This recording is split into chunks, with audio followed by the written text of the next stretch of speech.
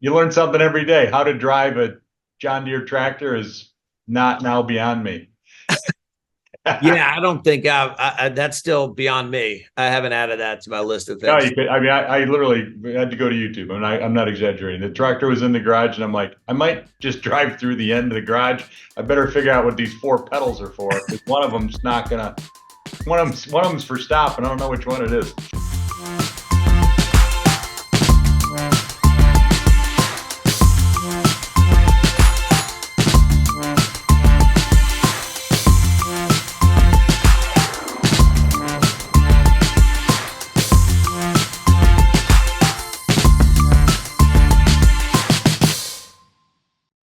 David Duncan, thank you for joining me, my friend. This is great. We've been trying to do this for a while. I'm glad we finally get to sit down. Me too, Teague. Thanks for the invite. Really looking forward to it. Appreciate the time. All right, everybody. David Duncan, President and CEO of First Hospitality, sitting in Chicago. That looks like the office. Is that right? We are downtown Chicago. With all of his deal toys lined up behind him.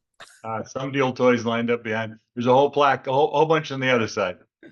Ah, all right. So here's what I want to do. I want to talk about David Duncan first of all. I want to talk about 23. We're going to get your thoughts and opinions on 24, and we'll see where this goes.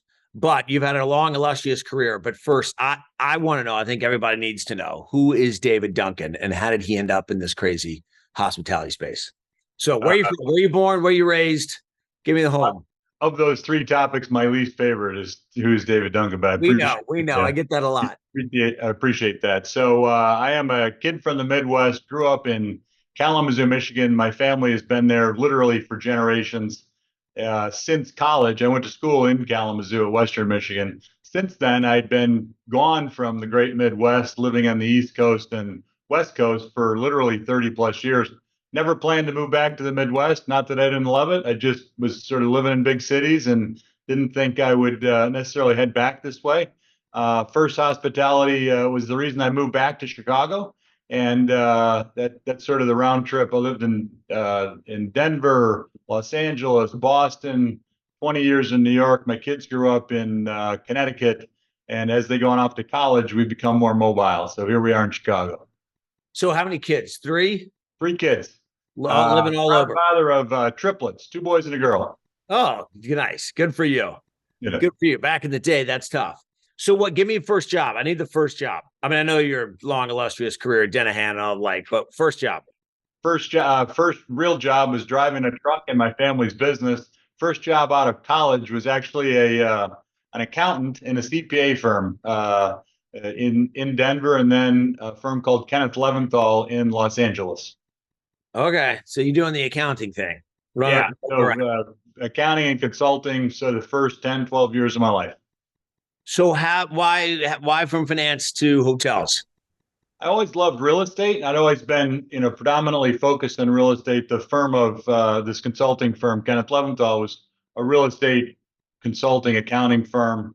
And I moved to Los Angeles to work for them and really get to understand their real estate clients, and then moved with them, opened the Boston office to understand the institutional clients, all in real estate, very little exposure to hotels. Spent some time post consulting, went into what I call the dark side, working for GE Capital when that was a monstrous machine in the late 90s, early aughts, and then spent some time in a hedge fund, and then sort of mid career, if you will, found that I just loved the hospitality business. The first half of my life was really quantitative analysis, understanding, derivatives and long short bets, et cetera, which was intellectually fascinating, but sort of left a little something. I didn't know what I was missing on the heart side of the business. Moved into the hotel business with the same real estate investing bets that we get to make, but because we have an owner operator business, we also have this wonderful experience of being able to open hotels, make neighborhoods come alive, and bring people's lives into those hotels as travelers and employees. And that really just sort of filled me up. And so I literally fell in love with the hotel business halfway through my career and decided to stick. You're really drinking the hospitality Kool-Aid right now. I I'm like all, it. well, so I was like in the desert for the first half of my life. I was just running quant stuff.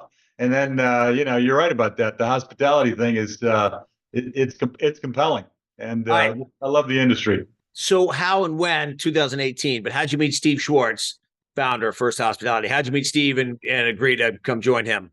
Yeah, so I'd heard of First Hospitality. I'd not met Steve actually. 6 years ago was the first time we really met. I've been here 5.5 years, and the short story is we just finished renovating a house a couple blocks from the ocean in La Jolla, California. My wife thought this is fantastic. I did too, but the draw of a business like this was pretty compelling. And literally on that basis, I moved from La Jolla to Chicago to run First Hospitality. And so that says a lot about my common sense. But I love the business. Weather's fantastic today. It's going to be almost above zero. And the great thing about Chicago is there's two airports, and you can always fly south when it gets too cold. So we're making the best of it. All right, so give that. That's hilarious. So give me the 5 years. What's 5 years with Steve been like? Fantastic. He's done everything and more that he said he would do, which is, really support the business and sort of lean into it. The pandemic obviously was a huge, disruption to everybody's life. We moved here to build First Hospitality out, and there was moments there at the beginning of the pandemic. They thought, gee, I'm not sure this is what we were all hoping for. But the reality is the early part of my career had been in restructuring, bankruptcy consulting, and workouts. And so when the pandemic came, this is a little bit weird and half embarrassing to admit. I was like, we got this part. Now, what else can we do during this time?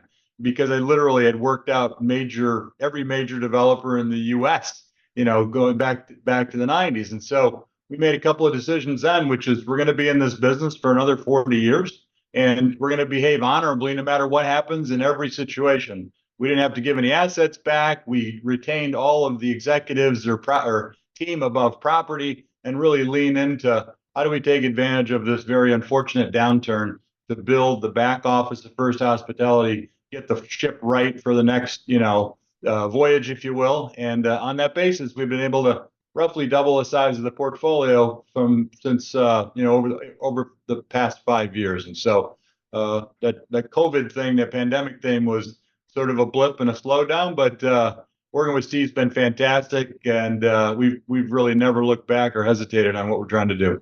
Well, I think a lot of lessons were learned, right? You kind of learn who you are and what you're made of, and do you really want to do this, or do you kind of want to do this? Yeah, for sure. Yeah, Big we saw a difference. lot of, we've been in sort of acquisition mode through that time. Yep. And you're right about that. Some people decided this was not necessarily the business for them and sort of stopped investing in their business. Others sort of doubled down and said, this is an opportunity. We were in the latter camp. And what I think, there's all sorts of lessons you learn through those things. And that's why when I see these sorts of opportunities or challenges come along, having been through taking companies through bankruptcy and all sorts of disruptions, and I try to stop being fearful about it or frozen about it and just sort of lean into it, because you can maintain your curiosity, maintain your confidence. It's amazing what you learn. I took a company through bankruptcy when I left General Electric. GE was the largest company in the world when I left. Everybody in my neighborhood was mad at me because it was a company town. They couldn't believe I left GE. And literally, to run a company through bankruptcy, it was a disastrous business circumstance. And at the end of that, people said, "Boy, I bet you wish you didn't do that." And honestly, I wouldn't have traded it for anything. I learned so much in that 1 year of, the worst. This is a telecom. This is a telecom oriented business in the telecom bubble that burst. And wasn't particularly enjoyable, on all fronts, or maybe any fronts. But what you learn during those times, I think, are really are compelling. Yeah, I think we got to pause and remind ourselves of that. Like today, we're trying to make everything just too easy, too perfect, not make mistakes, not have any real hardships. But I'm with you. That's when you do the most growing. Not Yeah, that I want more hardships. and this is a funny way of looking at the business, but so when I was in the a financial services investment hedge fund business, everything did have to be perfect.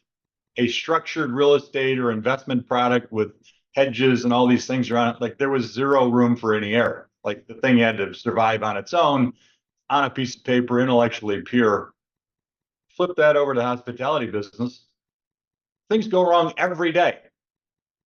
And you get anxious about that, but the reality is they're all learning experiences, and I think you're right. I think that yeah, we're lucky to be in a really good business that people are genuinely, for the most part, pleasant to each other. Curiosity of travel, curiosity of helping people grow their careers in our business. I just find it fascinating. And yeah, stuff goes wrong every day, but a lot of stuff goes right every day too. So you got to think about the balance. What do you like better, the operations side or the real estate and finance side? I love both. I'm really a real estate finance investment guy I would say at core, or maybe by training. And so, that's, the default part of where I go is the quant stuff first. But the part that really keeps me, my spirits buoyed is the operations side and the people side, and just being able to see people come in from, looking for a job. We give them our career, and they meet their spouse on a mission that we've sent them on to open a hotel in some, other city. They end up having children. You get to know their children. It's just a really nice full circle business. And yeah, so I really love the opportunity. And what I also especially like about these owner operator models is we provide alpha. We have a better operating company than a plain vanilla. If I were to hire a third party operator, we can make NOI go up beyond what is expected and ordinary. The operating business is so vital to the investment business. We're a better, I believe, truly, this is the third one I've been in. We're a better underwriter. We understand the markets better, and we can actually, squeeze margins, drive index because it's ours. And I love having that I call it the corporate athlete. I love having the corporate athlete of the operating company that is a better corporate athlete than I think others. When we go into a deal, put our capital into it, I know the outcome is going to be as good as it possibly can be because we've got this operating company that's really good at running hotels. That's all we do. How many employees now, roughly? 3,500. Yeah, exactly. How Yeah, many hotels? we have just over 70.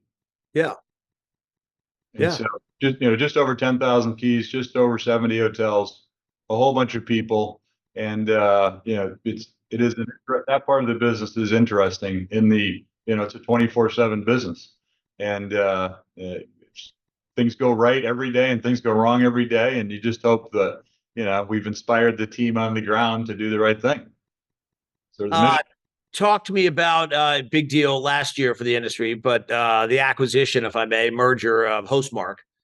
Yeah. Jerry Taldo, great guy in the industry, longtime guy. I know he and Steve are friends, so maybe cheated a little bit there. But talk to me about that acquisition. Yeah. So friendly Chicago competitors, Yep. family businesses that had been sort of friendly competitors for a long period of time.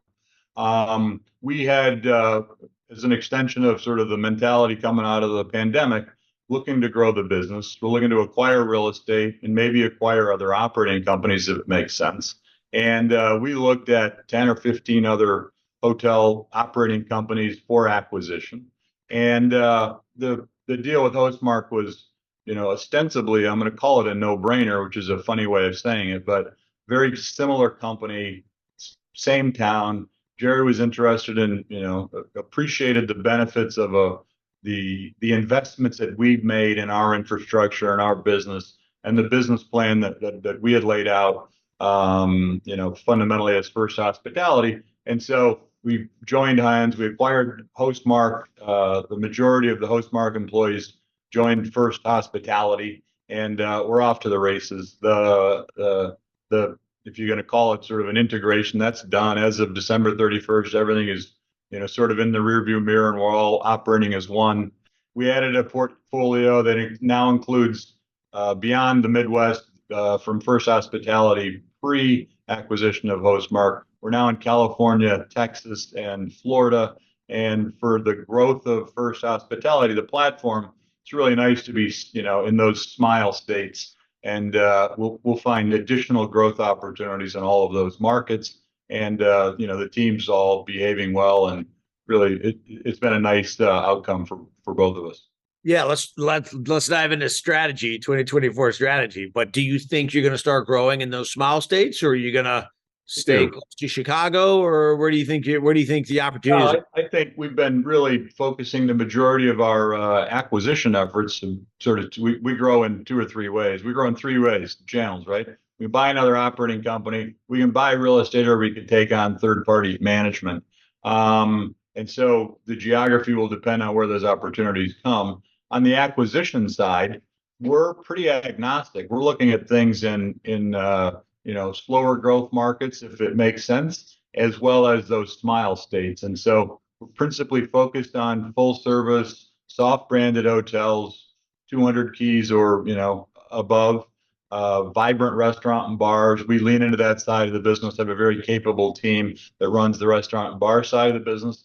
And so the acquisition team is really focused on where can we buy something at a reasonable basis and bring the corporate athlete to renovate, reposition, operate better, and grow the value of the real estate there. And similar mirror image of that on the third party, we really leaning into full service, soft brand, doing a fair amount of premium select service and extended stay as we always have, but we're really avoiding things that we haven't done much of. So we're not going to go down market and operate there, although we can see some real opportunities for scale. It's just not what we've always done, and we're going to stick to our knitting. And we're likely not going to island destination resorts to run those businesses either. But generally urban core U.S. head further south would be great. I say that with a genuine interest, because today in Chicago it's literally 3 below. The high is 3 above, so it's like a heat wave.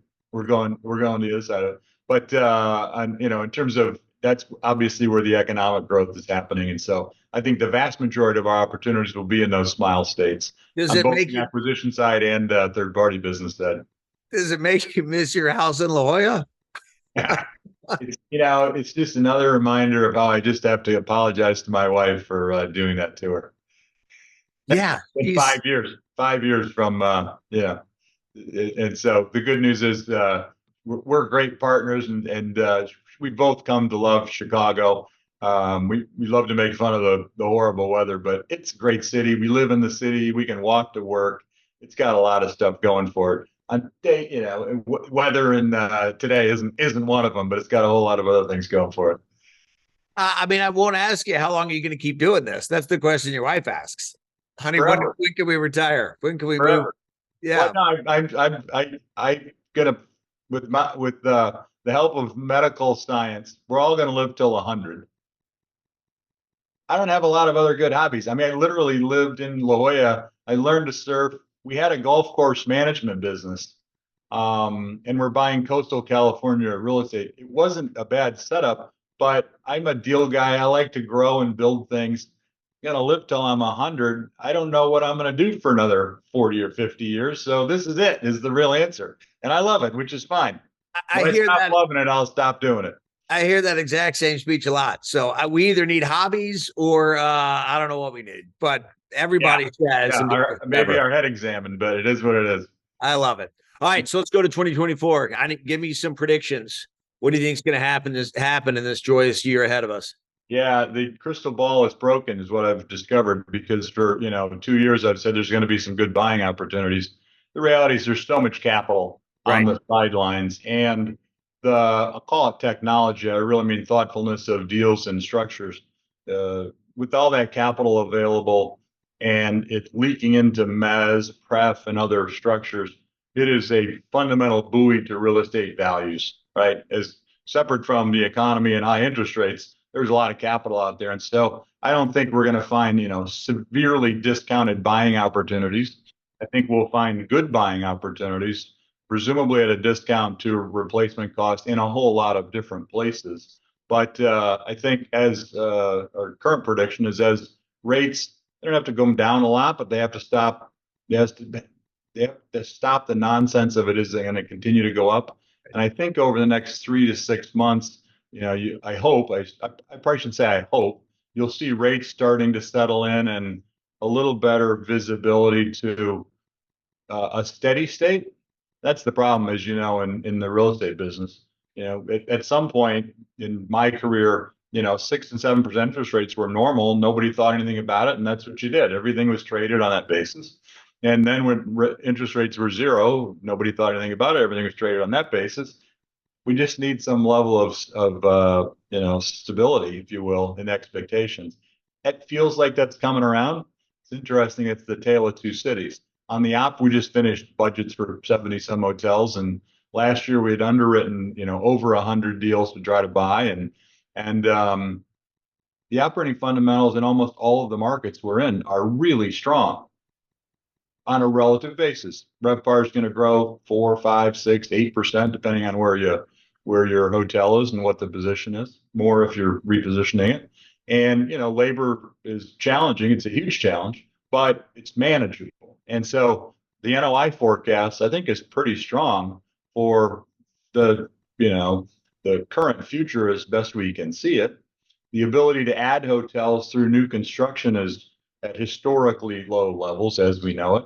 And so if you own a hotel today and it's well capitalized, you're probably going to have a really nice future. Now, acquiring those hotels, there's still this big bid-ask spread, and I think that's coming down, and I think we'll start to see some liquidity return to the markets, and we're really excited. I'm really excited about that side of it. We have some really good capital partners aligned, sources, friends that are looking at doing things, with us.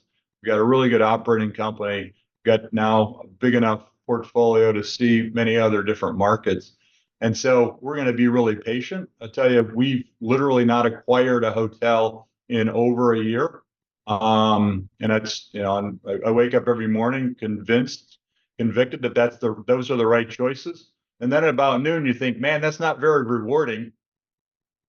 But we'll stay. We're just, as on the investment side, we'll stay disciplined. When it makes sense, we'll deploy capital. I think I think this will be a big year of deployment in the latter half, going into going into next year. And so we're ready, positioned, but if the deal isn't pencil, we got time. As I said, I'm gonna do this forever. So what's the difference if we buy it this year or next year? We'll get it done.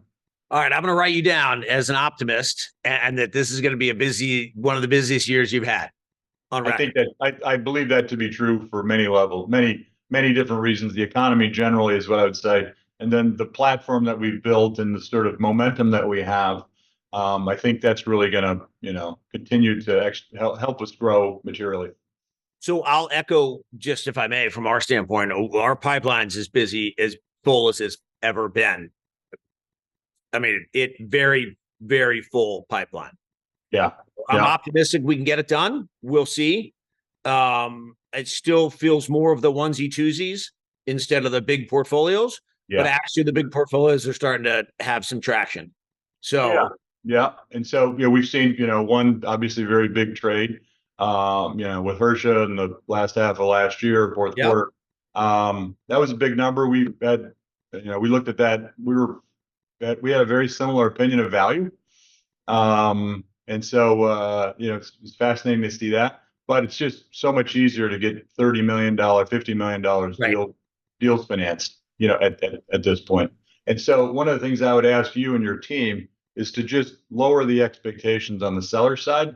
The BOV, just got to tap those things down a little bit, because I don't know, nothing's traded at the prior BOV. So maybe just walk those sellers through the following. You haven't renovated your hotel in 6 or 7 years. The brands are out of patience. You took all the money out of your capital reserves to spend it on interest and property taxes, and you got to refinance your loan, and the lending market is not giving as it was before. And so somebody's got to write a check. Now's a great time to sell your asset, and it may not be worth as much as possible, but it's a good trade. It could get worse. Sell a damn thing. You should come be a broker, David. Come on, you're hired. I probably never get hired because I think values are lower. Well, put your seller hat on and talk to yourself now and tell me how that goes. Yeah. Well, exactly. Yeah. So I'll say that to my own self, and we'll likely trade some assets this year, sort of strategic, rolling over, redeploy capital elsewhere. But we're not much different than a lot of other sellers. If it's not a good number, thankfully we're not forced to sell things. If we can hang in there, we might, and we will. But I do think that the culmination of all those things will cause your pipeline to become not only listed deals but closed deals, and so Yeah, there's both just a hoping lot for more. the same bet. There's just sort of a lot more motivation today, right? If you have loan maturity, debt maturity, and you can't or don't like your refinance options, all of a sudden you're a seller. Yeah. Some of the new construction deals that haven't ramped up yet, banks are asking for capital calls. That's tough on the investment team. So if you're tired of writing checks, all of a sudden you're a seller. Whether you believe in the asset or not, it's just sort of a timing thing. Hey, we can't hold on to it. We choose not to put in the capital. We're going to pass it to the next person.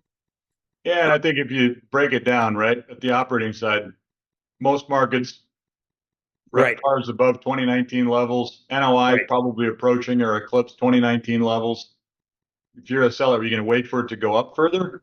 Right. Maybe, probably, maybe, but it's not something certain. And then, so what are you waiting for? Interest rates to come down at some period of time, and liquidity to happen.